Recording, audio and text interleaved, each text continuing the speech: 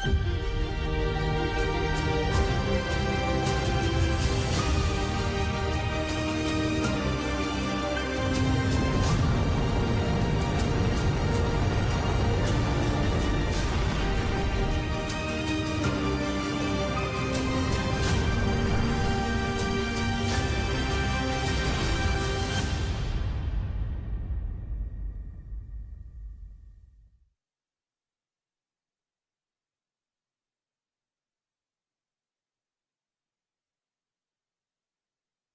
morning, and welcome to NASA's Kennedy Space Center in Florida for coverage of the tanking of NASA's moon rocket called the Space Launch System, which you see right there on Launch Complex 39B.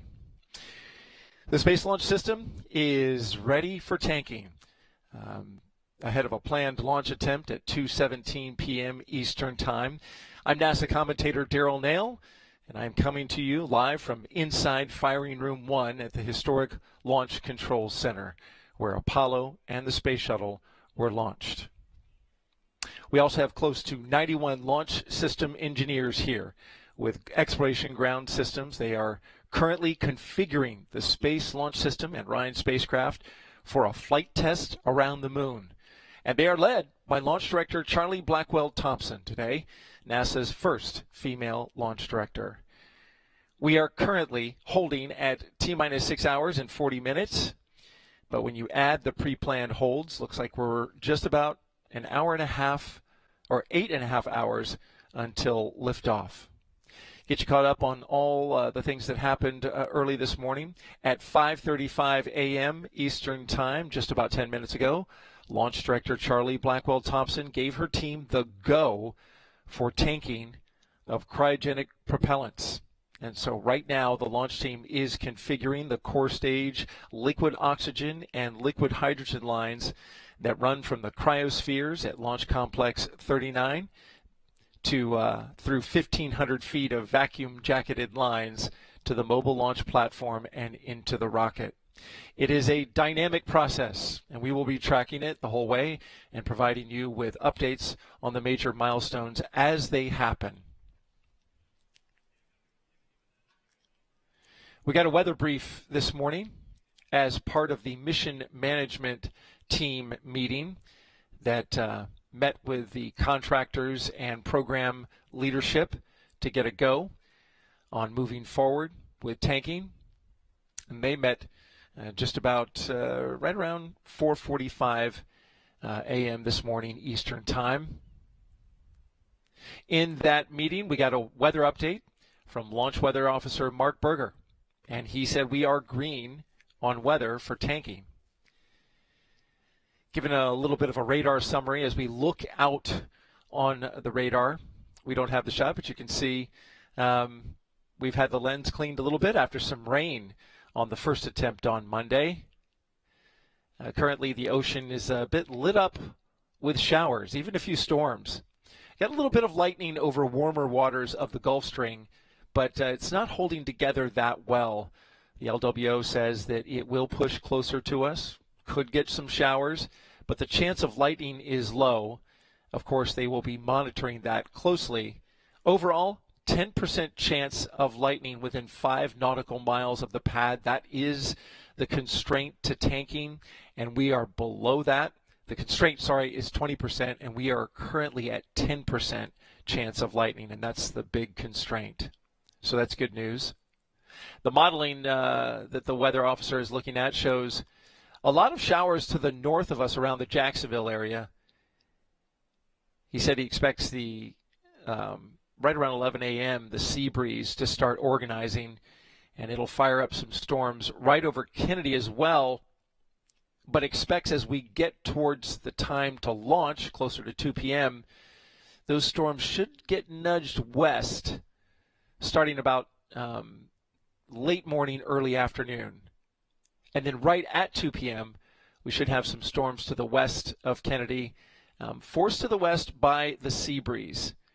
And that's good news, because once they form, if that onshore flow keeps pushing, it should push it over and cause storms over in the Orlando and Tampa area, which is well to our west.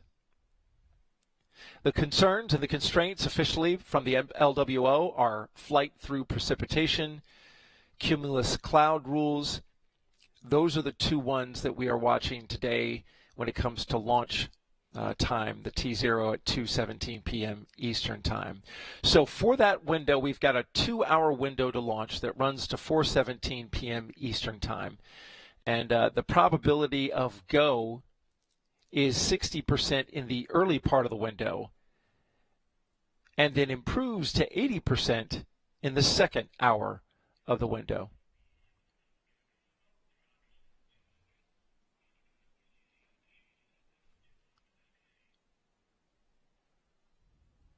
The backup day is on Monday. The probability of violation is 30%, meaning 70% go.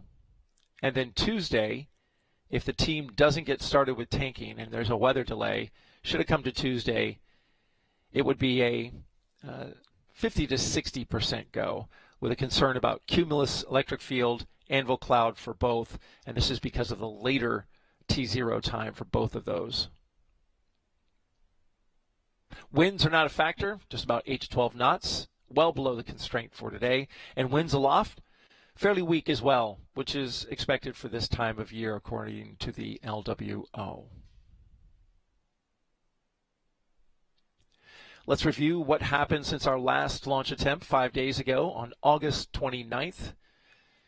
Launch teams have updated procedures, practice operations, and refined their timelines.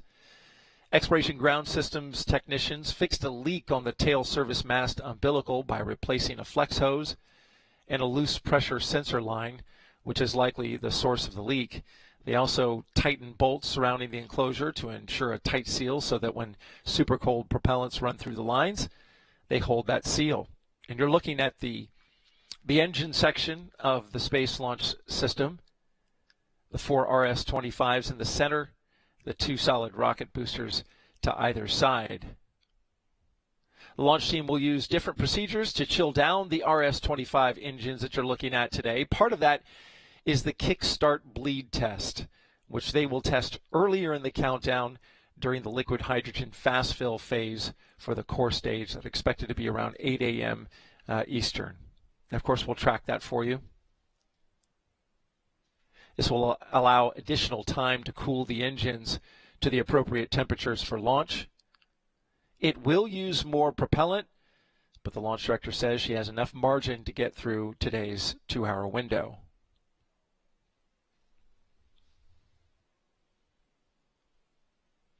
This is the first integrated test of NASA's Space Launch System and Orion.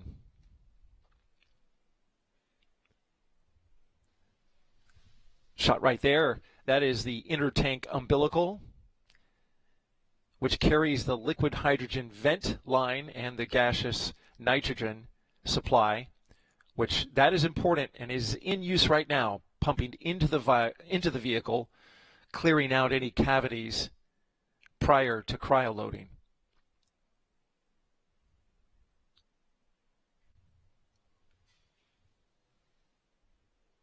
The Space Launch System in Orion at the top is the first human-rated spacecraft to go beyond the moon in 50 years. And we're excited to get started. And so we'll track tanking.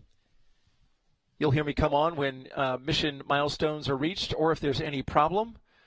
We'll talk you through it.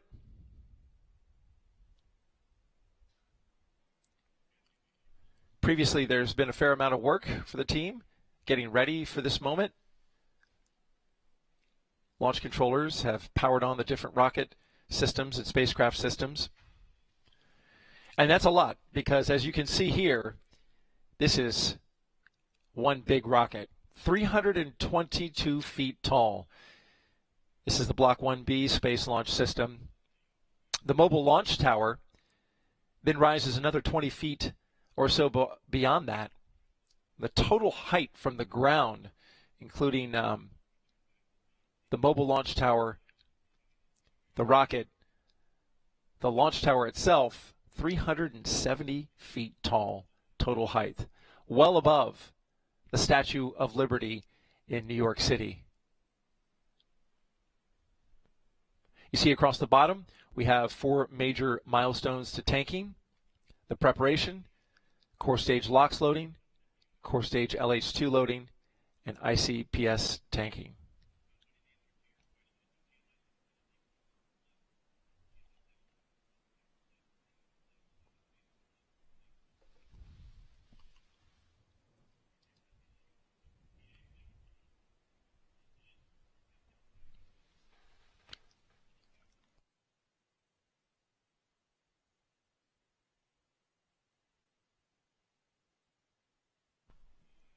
At various times, the launch team communicates various things that they're looking at and working, and I may pause to catch some of that discussion and then pass it right along. So let's get started. We're currently at T-minus 6 hours, 40 minutes, and holding. This is Artemis Launch Control.